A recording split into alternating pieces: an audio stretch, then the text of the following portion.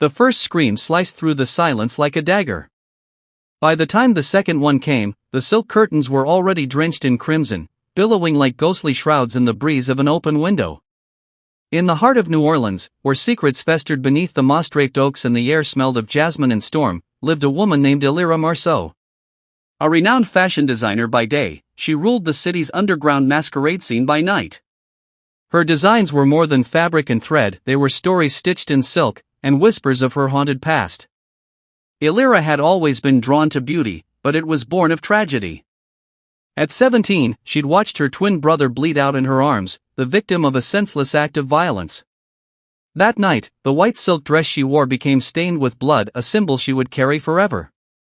Every stitch she made afterward bore his memory. Blood and silk became not only the name of her fashion house, but a legacy of survival, pain, and fierce elegance. Now in her early 30s, Elira was preparing for her most important show yet, the Redemption Collection. It was her tribute to those who'd lost someone they loved and still found the strength to move forward. But beneath her polished exterior, Elira was unraveling. Whispers had begun spreading through the French Quarter. People claimed her silks held spirits, that her studio was cursed. And then the nightmares started. She would wake up screaming, the sensation of hands around her throat, her sheets twisted tight like a noose. At first, she thought it was trauma resurfacing. But one morning, she found a single, bloody handprint on her studio mirror, too small to be hers. She lived alone. Her assistant, Milo, a fiercely loyal friend who'd once been a troubled teen she mentored, tried to convince her to rest, to take a break. "You're working yourself to death, Elira," he said, watching her hands shake as she threaded a needle. "Your pain's bleeding into everything you touch." But Elira was determined. She had to finish the collection. She had to prove that something beautiful could come from loss. Then, during a late-night fitting with her top model, Lila, the silk gown turned red before their eyes, deep scarlet seeping through the seams. Lila fainted. Elira dropped the dress and found a sliver of bone sewn into the hem. It wasn't hers.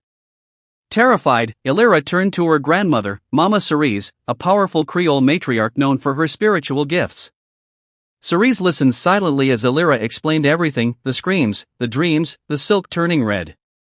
"My child," she said gently, brushing a silver braid over her shoulder. "You've bound your soul to your sorrow. And sorrow attracts things, hungry things. Spirits who crave unfinished grief." Cerise took Elira to the old Marceau plantation ruins, where her brother had died. There, they performed a rite of release, a painful ritual of memory, fire, and forgiveness. Elira wept until her voice gave out, until the weight on her chest dissolved into ash. She whispered her brother's name into the wind and felt, for the first time in years, that she was not alone. When the night of the show came, the air was electric. The Redemption Collection walked like a funeral procession made divine. Black veils, deep crimson silks, and delicate lace told the story of pain transformed into power.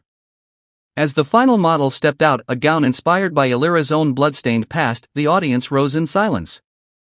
Some wept. Others clutched their hearts. But one moment stood still. The ghost of her brother, visible only to Elira, stood backstage, smiling. He nodded once, then vanished.